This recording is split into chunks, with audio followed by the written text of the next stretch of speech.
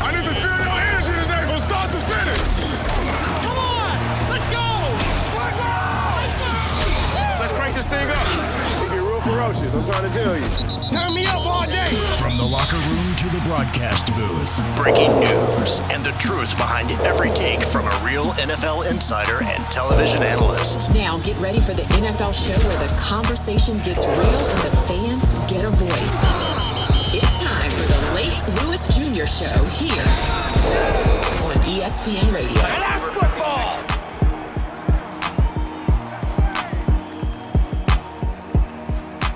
Welcome, everyone, to the Lake Lewis Jr. Show. Appreciate you joining us as always. And it's been a while since I've been here in studio here at ESPN Radio in Richmond. It's been a long time, actually, since I've stood here on Tuesdays because we had literally OTAs, then we had mini camp, and I've been in the bubble up there. So just want to let everyone know that Tuesdays literally are the day for you as far as Takeover Tuesdays right here on the show. I'll be joined with Big Trent Scott, offensive lineman for the Washington Commanders, and we're going to have that start up again on Tuesday of next week. And just to give you the schedule with that, because a lot of people have been asking about that. So we'll do that all the way up until training camp. And then for 3 weeks of training camp, the show will still be on, and I'll still be up there from the bubble at Commanders Park or whatever team I'm assigned to. So the thing is that no players are allowed to come on the air, during training camp. And that's understandable. It's boot camp for those guys. So they have to be in that mindset. So it's just for 3 weeks. And then once camp breaks and the season starts, we'll be back at it inside the bubble with Trent Scott, myself, and several of his teammates. And we have a lineup scheduled for you guys. So I'm really excited about that.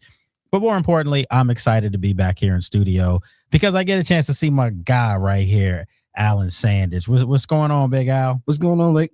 Good to be back, man. And I know you were missing those Tuesdays with me not being here, so that's understandable. Yes, looking off into the distance, talking to myself was very strange. When you're by yourself, it's always strange. You know what, man? I got a lot of love, though. A lot of people were like, man, I love what you guys are doing. I like the fact that you're sitting there and you're still live talking to Alan, even though it was a little bit of a delay.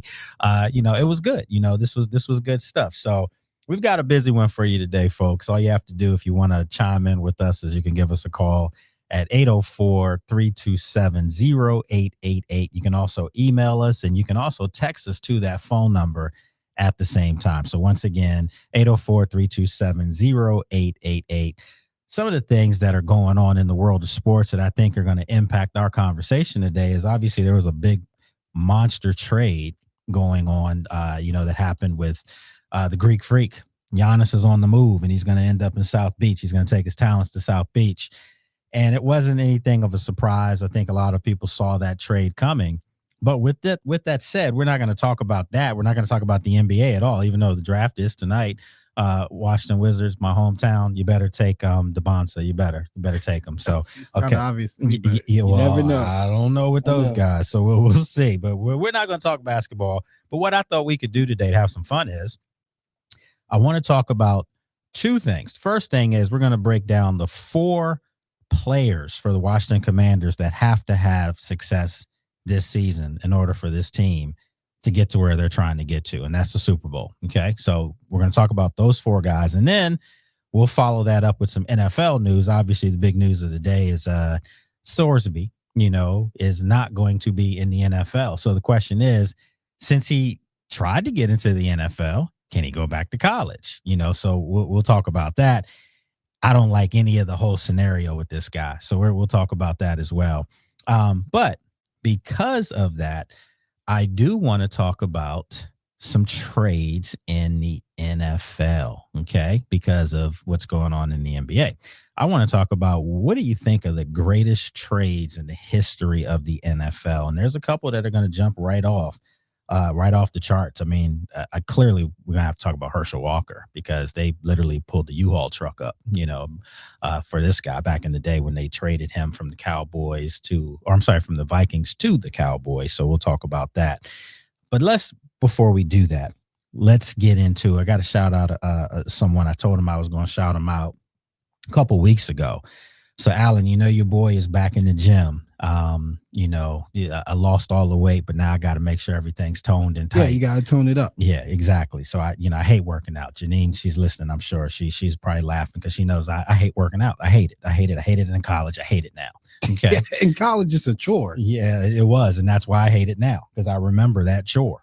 Okay. So with that said, I got to shout out my dude, Jordan, over at Crunch Gym, here in Richmond. That's the gym I go to on Broad. So got to shout my guy out over there. He's been listening to the show, liking what he's hearing. So what's up, Jordan? Appreciate that, man. And I'll be sore tomorrow. So we got personal trainers, man. That's how serious this is, Alan. That's what Janine's doing. She's making us have personal trainers, so there's no getting out of it.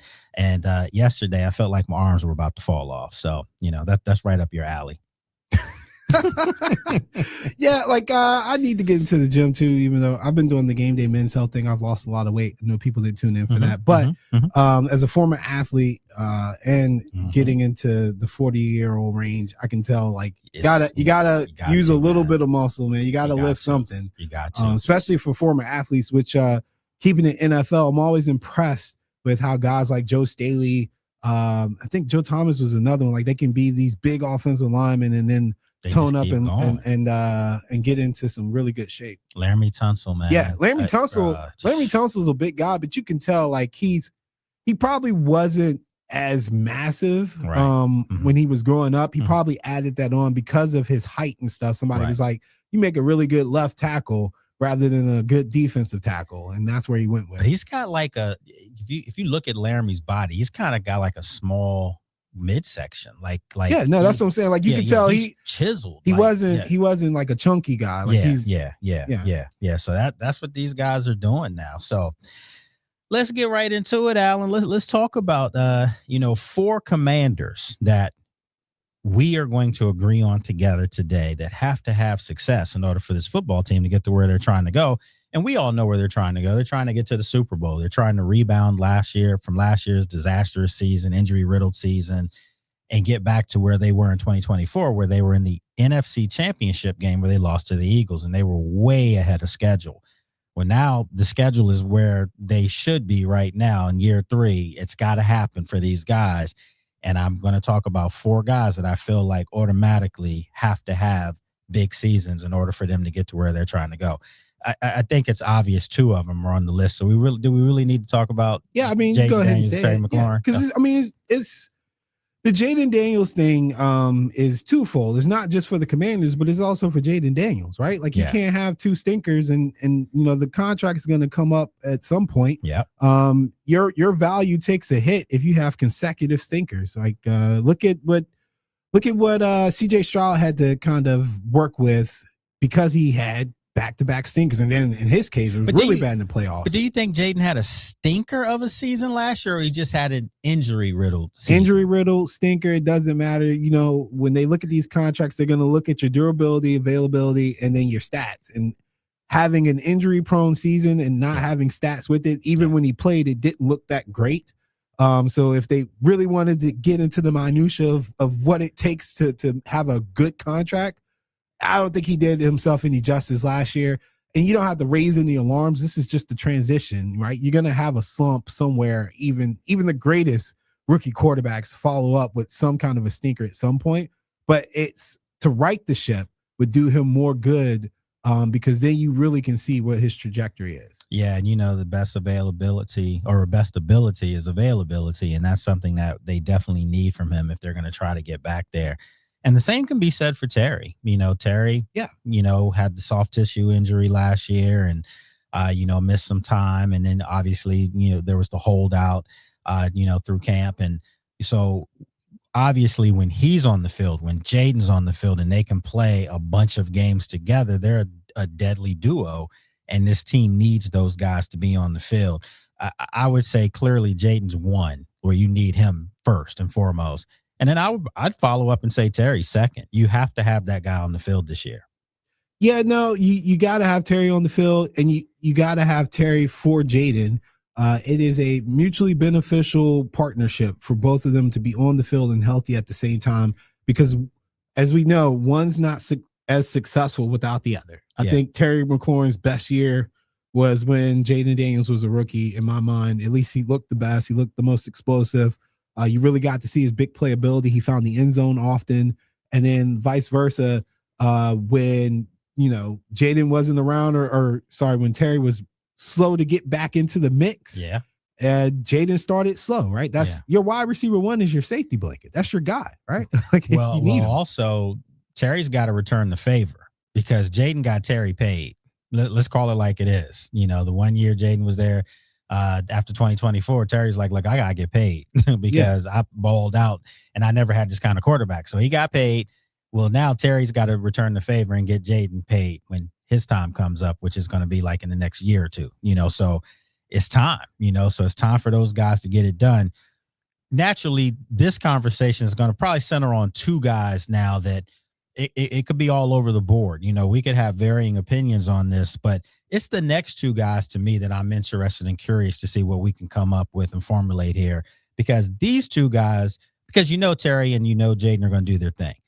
But these are the next wave of guys that have to get it done for Washington. We just talked about two offensive guys, Alan. There's got to be somebody on the defense. And if there is no one, if you feel like all four are on offense and they have to get it done, fine. But for my money, there's got to be someone on defense that's got to show up and got to get it done. We can do defense, and then I'll throw in an honorable mention offensive player that I wanted to talk about. I already know who your honorable mention offensive player is because we just talked about him a few minutes ago. It's Laramie, isn't it? No, it's not Laramie. Oh, Laramie's got nothing. Yeah, it's Bill. Laramie's Bill. got nothing to prove to me. I already know what he can do. Okay. Yeah. So it's Bill. It's Bill Crosby Merritt. Yeah. Okay. All right. So that's honorable mention. Yeah. Listen, maybe we figure out that he's got to be one of these next two, to round out this four. Right now, folks, right here on the Lake Lewis Jr. Show here on ESPN Radio, we are talking about four Washington Commanders that have to have success in order for this team to get to where they're going. And it's like, I kind of want to phrase it as the four most important guys that have to get it done. So on defense, there's another guy that I think, I'm kind of biased and has nothing to do with the school, so we're not going to even go there, Alan. But I think one of those edge rushers, Odafe Owe, Penn State, we are. You're not got to say that. So Odafe Owe and then Kaylavon Chasen. Somebody's got to step up on the edge. Dorrance Armstrong's coming back from an injury. Dedrick Wise coming back from an injury. They've got pieces on the end. Javon Kinlaw can move to the outside. They have pieces, but I'm almost inclined to feel like if this year they can't get a pass rush, there's just no hope. See, I would throw all of them in. Okay. The entire group, the edge rushers. Okay. And I would do that because there are too many names that we could list that need to prove something this year. The guys that got paid and that were brought in to help this unit need to definitely show something, that they were worth the money. They were worth the investment, because in like Chason's case, he's coming off of his best season ever. Mm-hmm. And it's not like the world up great, right. But the Commanders are positioning him and paying him as if he can be a game changer. So he needs to be that. Yeah. And then the guys like Dedrick Wise, who are still here and coming off the injury, they need to prove something, right? That we need to see the production that we were expecting from last year before the injury, right? Because he was doing fine. Oh no, he was looking like one of their best linemen until he got hurt against the Packers. So I would say the whole unit, man, because that's kind of been the weakest link with the Commanders defense is the lack of consistency and the lack of having a guy that can really command the attention of an offensive line, of an offensive coordinator, right? Like when you went up against the Commanders the last couple years, was there really a guy coming off the edge that you were like, we have to double team him, we have to chip him, we have to make sure we block that guy? There wasn't. No. And so if one of these guys can prove to be a version of that guy or be that guy, then we're talking about a whole different defense. And that's for anybody in the NFL this year. Yeah, and no disrespect to anybody. No, it's not. But Washington hasn't had one of them. Probably you might have to go back to like Dexter Manley. Seriously, because I know young people saying, wait, what about Chase Young or Montez Sweat? Stop it. Now, Montez Sweat, if he had stayed and given y'all the production he was giving the Bears, maybe, because he's had his moments. It didn't work out. And the thing is, when you got to say ifs and couldas and woulda shouldas, you already know that's not good. And again, I can go back to Brian Orakpo. Brian Orakpo was a good football player. But from an NFL standpoint, was Brian Orakpo one of those guys? Probably not. Yeah. And that's what I'm saying. Dexter Manley was. Dexter Manley, Charles Mann, that duo was wreaking havoc. They were winning Super Bowls too. So Washington hasn't really had that kind of game record. I mean, someone threw at me the other day, "Oh, what are you talking about? I thought you and Ryan Kerrigan were cool." I am cool with Ryan Kerrigan. Ryan Kerrigan's not going to the Hall of Fame, is he? No, he was consistent. Yeah, but he wasn't. That's what I'm saying. He wasn't dominating. Like yeah, we need dominant. Yeah, we're guys. talking about guys that the offensive coordinators can't sleep the night before. Yeah, you don't want to see him on your schedule. Absolutely. So they haven't had that. I mean, the last time they've even had a defender, let's be brutally honest here, that made offensive coordinators and offensive players wet the bed, it was Sean Taylor. Yeah. You got to go back. He wasn't coming off the edge. Exactly. He was sitting in the back waiting for you. So they need that kind of pass rusher. So for the sake of this, before we go to break. Well, you know what? Yeah. Just for the sake of putting myself in this position, LeVar had his moments. But I don't think we would have. I don't think we would have considered him an edge guy, right? Because he didn't. Yeah, he was a linebacker. Yeah, he was a linebacker, and they could bring him up on the edge. But we're not talking LeVar being. Man, I'm just throwing all the Penn State love out here today. I know. I was going to say Micah Parsons. It hurt me to bring that up, but I had to. Yeah, but I'm just saying, like you when you think about it, he wasn't used like Micah was. He was ahead of his time. Yeah, exactly. He wasn't Abdul Carter. It wasn't any kind of setup like that. So again, there has to be someone on the defense that is going to be on this list. Has to be. Because if not, that means the defense wasn't getting it done. And for me, I mean, we probably could put Durante Jones on this list, actually. But no, we're talking players here. So I'm going to throw this name at you. I think the guy on this defense that has the most pressure on him this year to produce is Frankie Louvu. Yeah, I was gonna say Frankie Louvu, but I didn't want to jump in front of you. Yeah, you're right. But the thing with Frankie Louvu, I will defend Frankie Louvu to the death for last year because they did not utilize him properly last year. At all. There are some guys, actually a lot of guys, that going forward is where they need to be at all times. They don't need to be in any kind of buzz zone or in the flats or running after running back in coverage or dropping back for anything. They need to be going after the quarterback or full going steam forward. Ahead. Yeah, right. And Frankie Louvu showed you that he was his best when you had him going after the quarterback in different packages and things like that. And for some reason last year, they wanted him to be more of a space cover. Was that what they wanted? Because I don't know what they wanted. I don't know what they wanted because there were times where he even looked confused out there, but it just did not work right. So if they truly are going to be an aggressive defense, then the key will 1000% be the play of Frankie Louvu and how they utilize him. So you're okay with him being on our list? Absolutely. He's got something to prove, man, because I know he's better than what he showed last year. There we go, my dude. That's it. So we got 3 right now.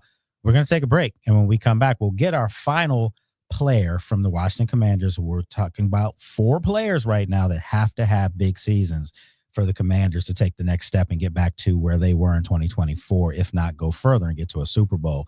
So we'll talk about that when we come back right here on the Lake Lewis Jr. Show. Back, segment 2 here today on the Lake Lewis Jr. Show, right here on ESPN Radio. Remember, you can reach out to us and chime in the conversation. All you have to do is call us at 804-327-0888.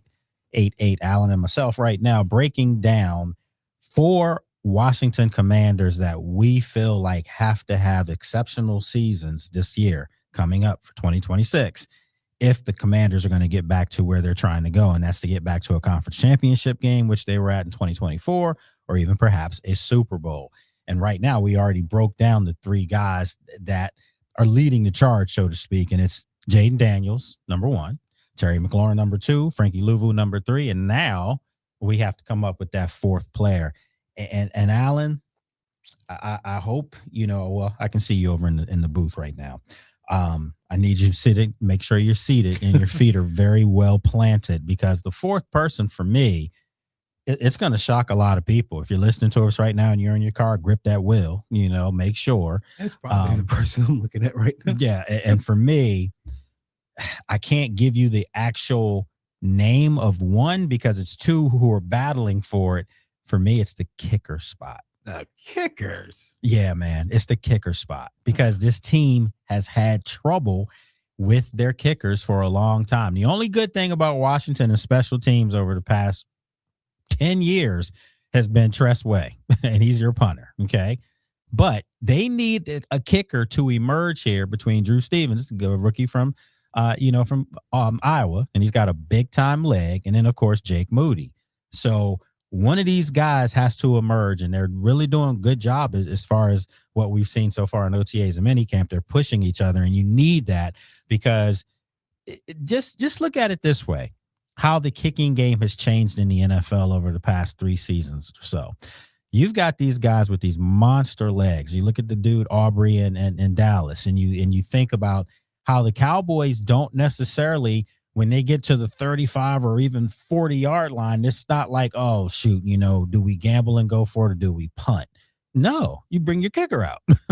Washington needs to be in that kind of, situation so you don't put all the pressure on Jaden Daniels to have to pull a rabbit out of the hat.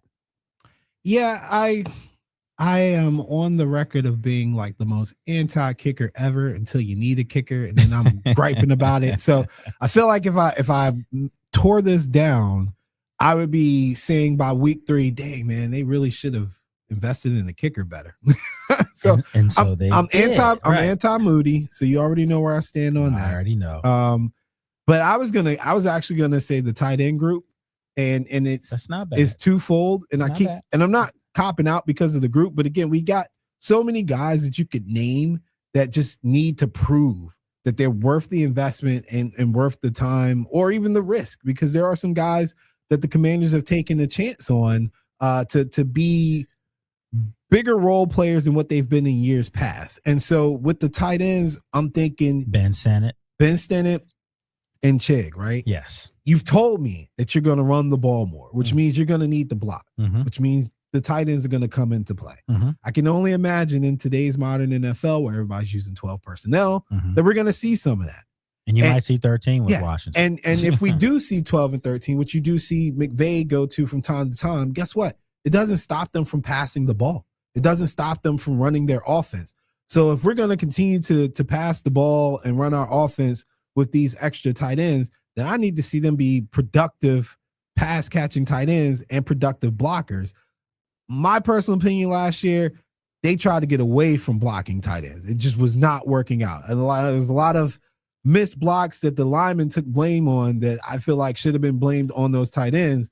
And so this year, if we're going to be more of the 12, 13 personnel, that unit's got to step up. Well, they have one mauler in John Bates. Yes. He might be the best blocking tight end in all of football. However, he would be a fullback in the Niners system. Right, he probably would be. But you need another one. And I do think, I was just on someone's show last night talking about this. I do think that Ben Stennett has taken the step. I know it's just been OTAs and minicamp, but from what I've seen, he looks like a different person. He looks confident. And it's because of the way he's being utilized. Let's just call it like it is. Coaching does a lot of wonders for people if you got a good coach. And it seems like they're trying to have him be a versatile tight end, a tight end that has learned to block well. Because remember out of Kansas State, he was kind of being compared to Chris Cooley as kind of like an H-back, okay? Yeah. Which means if you're an H-back, you have to be able to block. So it's not like he couldn't block. He just probably wasn't asked to do it coming out of the backfield where you get some steam running up, as opposed to just flat out an edge rusher is across from you and he's going to toss you to the side. So I agree with you. I don't know if I would put tight end in our top 4, because that's just, bro, I mean, that would be all offense. That means we're totally overlooking defense. I'm not totally overlooking the defense, but I'm confident in the secondary is going to be fine. I don't feel like I have questions with that unit. Like, I know what these guys can do. No questions with Mikey? No, I don't have any questions with Mikey. Again, another guy that I feel like wasn't utilized properly. And another guy that was being asked to cover for 4 seconds. You read his scouting report, and they're using him in the complete opposite manner. So I don't have an issue with that as long as he's utilized properly. And I also think, again, if we're going to be more aggressive on the defensive side, if you had any concerns with the secondary, it should be masked because you're getting pressure. I think the defense is going to be take a step up. offensively, because we're talking about Jaden being under center, we're talking about getting back to the running game. I have more questions on how that's going to look. Who's going to be the running back that's going to be the consistent guy to be the bell cow, right? Who's going to be the other wide receiver that's going to step up and take some pressure off of Terry McLaurin? Who's going to be the tight end that's going to maybe step up? Because in your division, if you're looking at the Cowboys, what did they pick up? A really good safety, right? You look at the Giants. What do they have? A really good group of guys up front that can put pressure on you, but they're not as big, right? Right. And then you look at the Eagles. They've got the same group of guys they've got over the last couple of years, but the thing that gives them trouble would be a big body tight end that can move out wide and give you that versatility. You have so much more flexibility in how you can attack people if your tight ends are productive and involved in the game. Well, if it's any consolation here, just to your point, Zach Ertz was their second biggest weapon for the past 2 seasons outside of Terry. Yeah, and he's not there anymore. And right. then Chig is more athletic. Yep. So faster, you gotta replace that production. To me, like I said, is one of those things that may be off the cuff, and people might be thinking I'm trying to just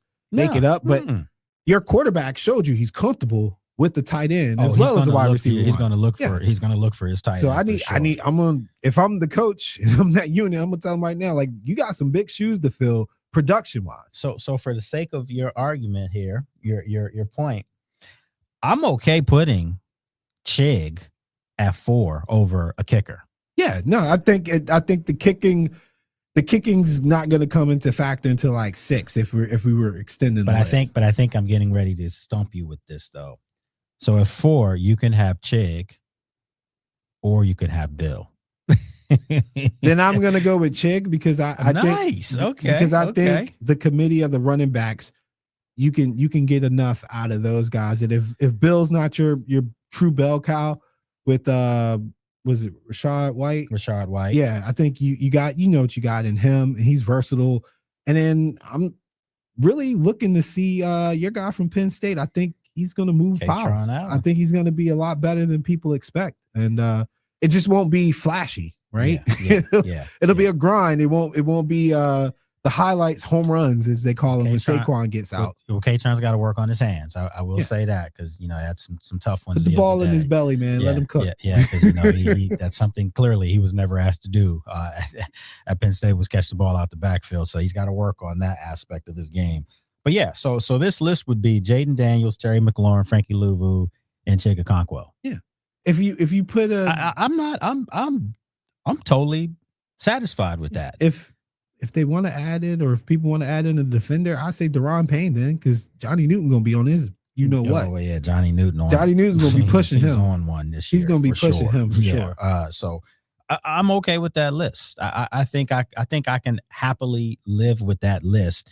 And someone was telling me, man, when you guys do these things, man, you gotta post it so we know. And I'm like, okay, so we'll get that out. We'll get that out. That the list of 4 players that we feel like right here, that Alan and myself feel like have to produce this year.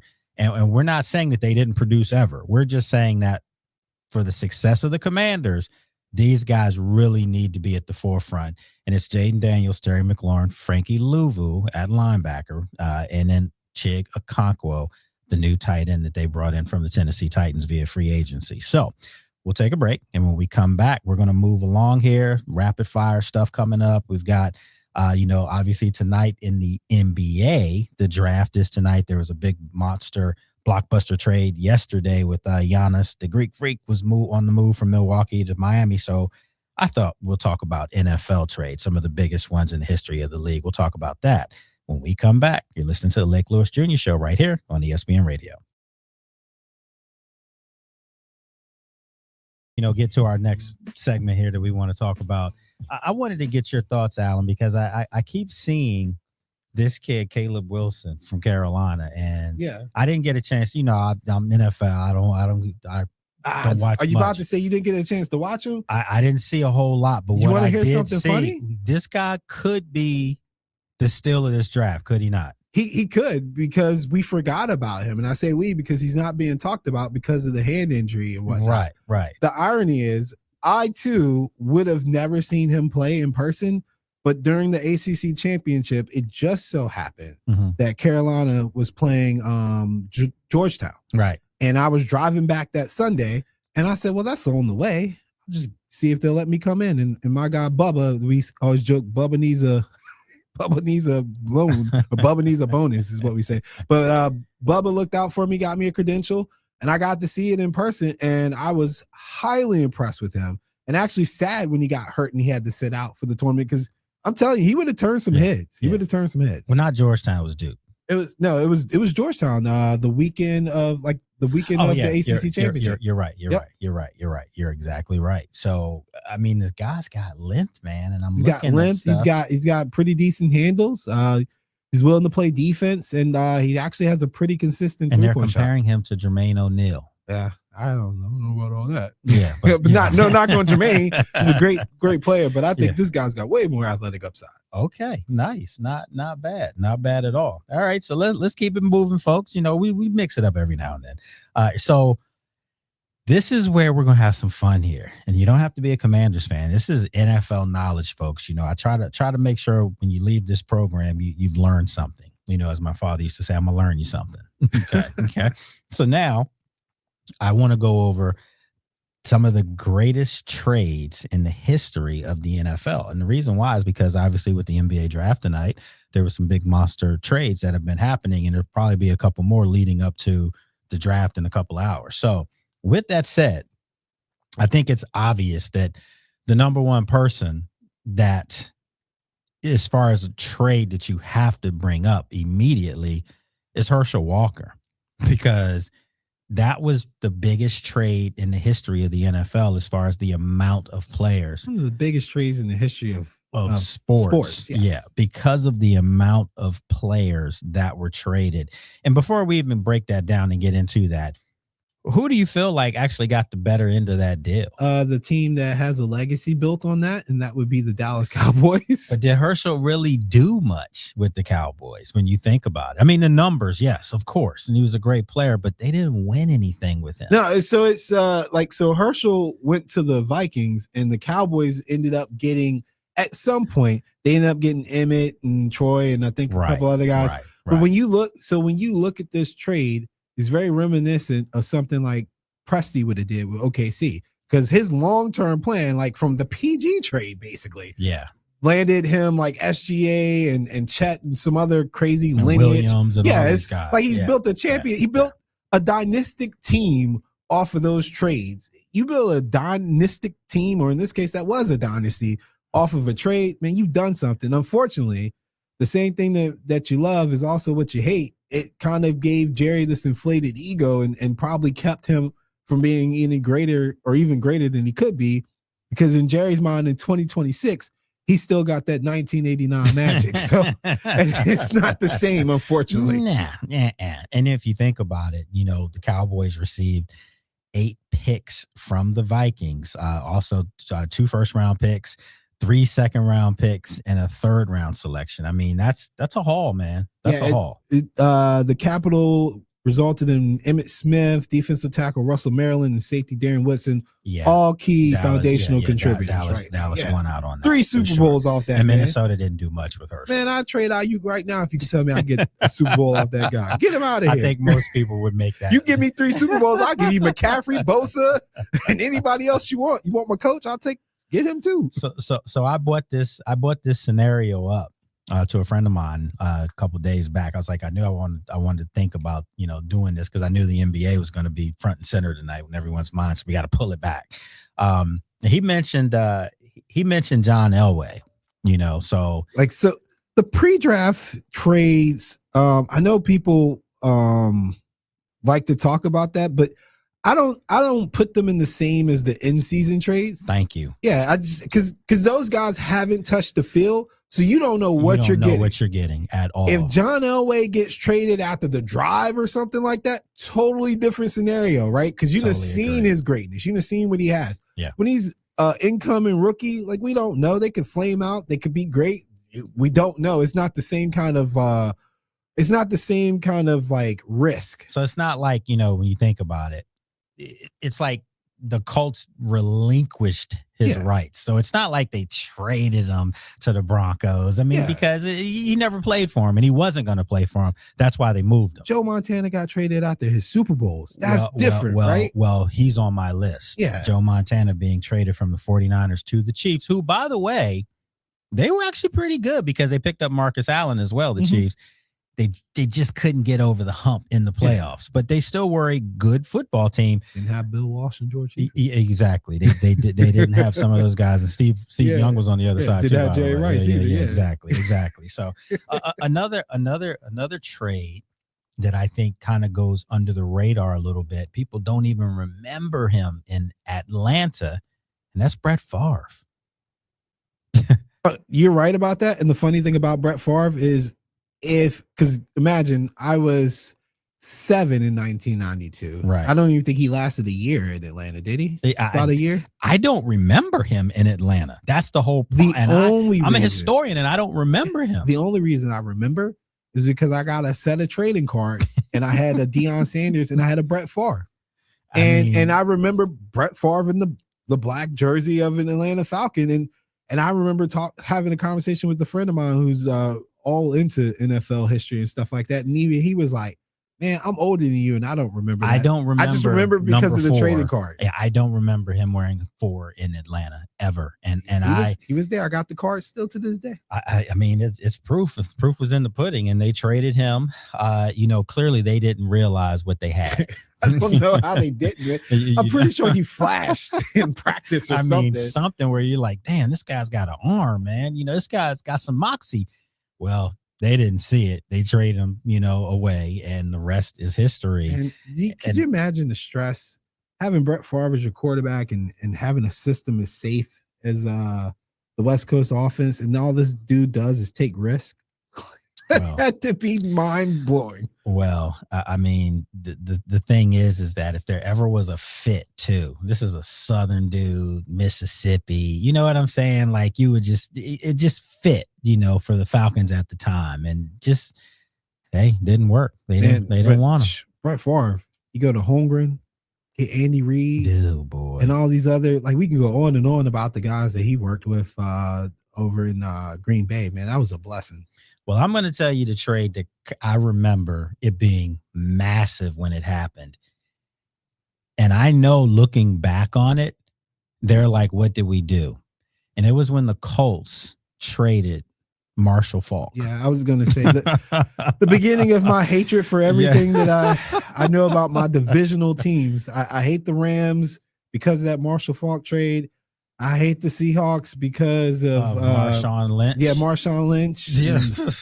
I hate the Rams. Because of the Stafford trade. Well, you probably got to hate Buffalo because Marshawn Lynch was in Buffalo. He did the hit and run, man. Yeah, and then they moved him, and you're like, what are you doing? You look back on these trades, and it's like somebody didn't have the vision, the foresight. I mean, Tampa trading Steve Young to the 49ers. Now, and I think when they traded him, they were thinking that he's not playing. He's not going to get on the field because they have Joe Montana. Well, he was also kind of terrible down there. But Tampa was Tampa was terrible. Right. Yeah, right? They were terrible. But yeah, by all means, my favorite left-hand quarterback of all time. And I'm a lefty, so I co-sign the Colts Rams, though, I will say at least the Colts followed up Marshall Faulk with Edgerrin James. So, I mean, it's not – I'm pretty sure Edgerrin James had a pretty great career and everything. So, it wasn't like they went from Marshall Faulk to, like, Joe Schmo.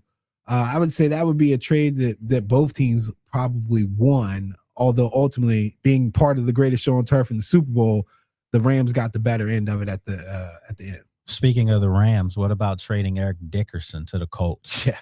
That was bad. Why would you do business with these guys? I mean, these are bad trades, man. That is a bad trade. But I saw the like NFL history or 40, like they're 40 for 40 or 30 for 30 on that. And Dickerson even said, like, well, he wanted out. Yeah, he wanted out. It seemed like he was posturing and positioning himself. Yeah.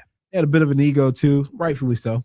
And had burned some bridges and everything. And the fans had turned on him. So it was kind of like one of those things where it needed to be done. What about what about Randy Moss?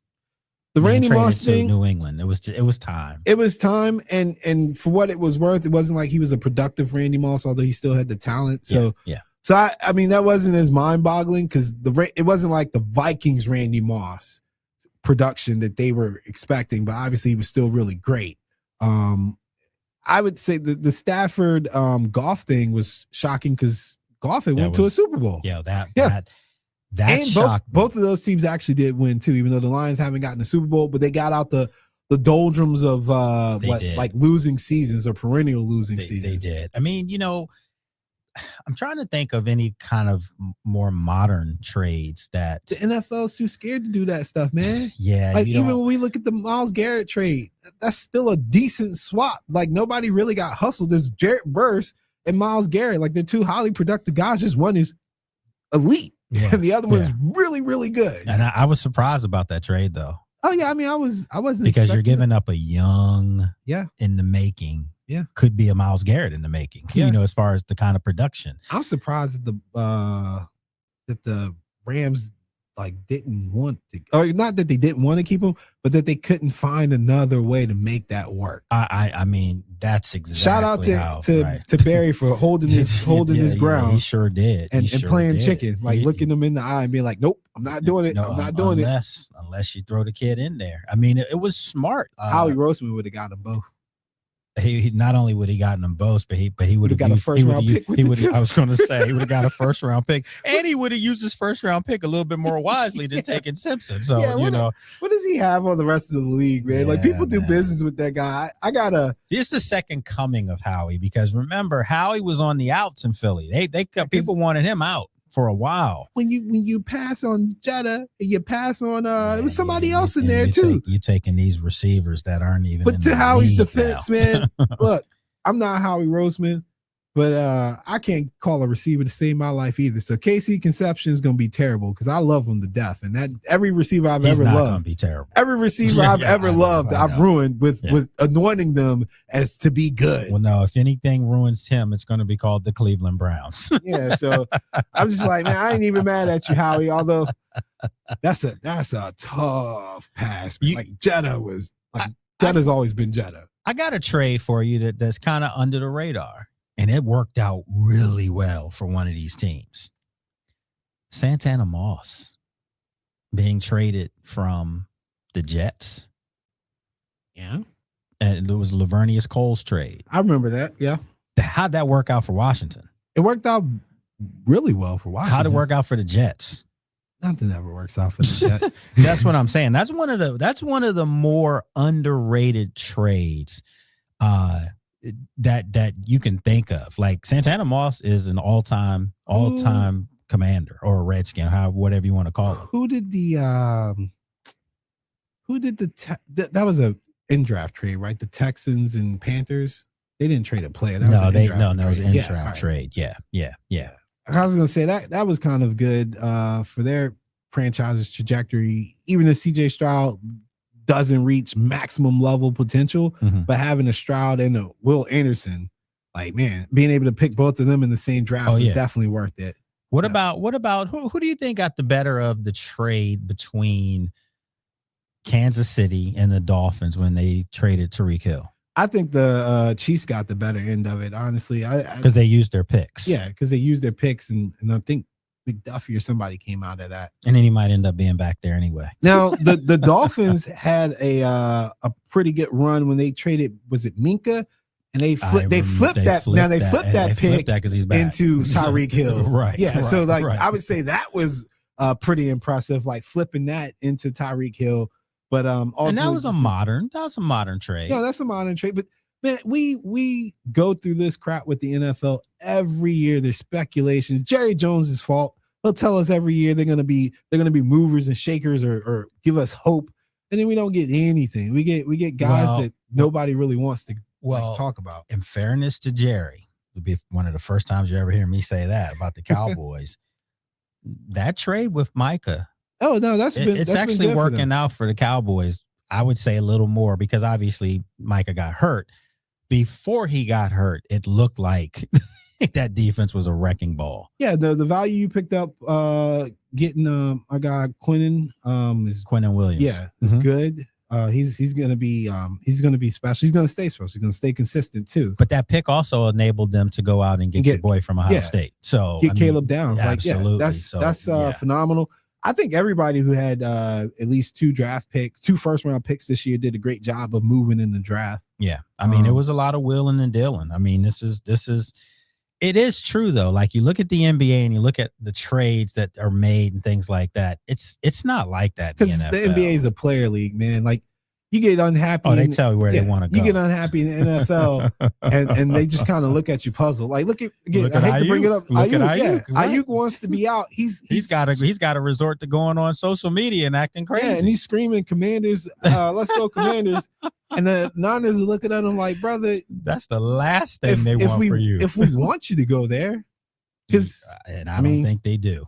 They have so much control in the league, man, for these teams and stuff. So I wouldn't go about it. I wouldn't go about it acting crazy like Ayuk. But when guys hold out for money and things like that, I don't fault them too much, man. You got to find your leverage somewhere. What are the 2 positions in the league that you feel like are the 2 least tradable? Like if you are being, hands being tied and your arm being pinched and all that to trade a guy that's disgruntled, who's a guy that you don't care no matter what? You're not trading my blindside tackle and your quarterback and my quarterback. Yeah, I mean, honorable mention my edge rusher. Micah would have had to figure it out. We're gonna have to reconcile this, Micah. You're not going anywhere, brother. But you trade wide receivers all day. Man, I don't like them. So yeah, get them out of here. You already know how I feel about wide receivers. Why did I even ask that? I already knew you were going to say that. Get them out of here. I can't stand your attitude no way. Ungrateful. You trade kickers. Running backs, if you cornerbacks, want to take them, cornerbacks, the second divas on the team, just a wide receiver that can't catch. Get out of here too. I'm telling you, man, I just don't like their persona in general, man. They're gonna start trading coaches soon. Watch. Jetta would be the only one I would deal with it. I like Justin Jefferson. What about Jamar Chase? No, I absolutely can't stand Jamar Chase. Why? What has he ever done to you? I can't stand it, man. I can't. I don't give him nearly the pass I get. Jetta could come out and say whatever you want about Kyler Murray and that entire Vikings. Justin's never thrown anyone under the bus. Like he's had ample opportunity to do it. I like him. Yeah, I like him. He's a good Jamar dude. Chase just got a lot of chump in him, if you ask me. But he's an amazing talent, and I probably would put him on my no trade list. Yeah, I was gonna say you saw the Bengals did that. Yeah, they're like, no, sir, no matter what, I don't care what the haul is. Have you seen this guy when you try to play a man to man? Oh my God! But that's Marcus Peters still having nightmares. That's my whole point, though, Alan. There's certain guys that are untradeable. And the funny thing is, on this list that we were talking about, we talked about quarterbacks. There was really I think Chris Hinton was in one of those trades. He was in because he was with the Colts. He was in the Elway trade. That's who that was. But he was supposed to be a top flight tackle back in the day, and it just never happened. We're not swapping offensive linemen like that. Nah, man. Nah, you need them. You need them. If you're going to keep your quarterback, you better keep your lineman. Simple as that. They truly don't grow on trees. Yeah, good stuff. Especially in this day and age. Good stuff. Folks, this is what we do, man. We try to chop it up. We try to break it down and come up with some different things. Earlier in today's program, Alan and myself broke down 4 commanders that have to get it done this year, have to have, really strong campaigns for this program to take the next step and be a playoff caliber football team contender. And that was Jaden Daniels, Terry McLaurin, Frankie Louvu, and finally Chig Okonkwo. All right. So we've got a lot of stuff coming up this week. We'll be back Thursday. Remember, next Tuesday, Trent Scott will be back with me on air. All right. So have a good one, my friends. Appreciate you listening. Have a great evening.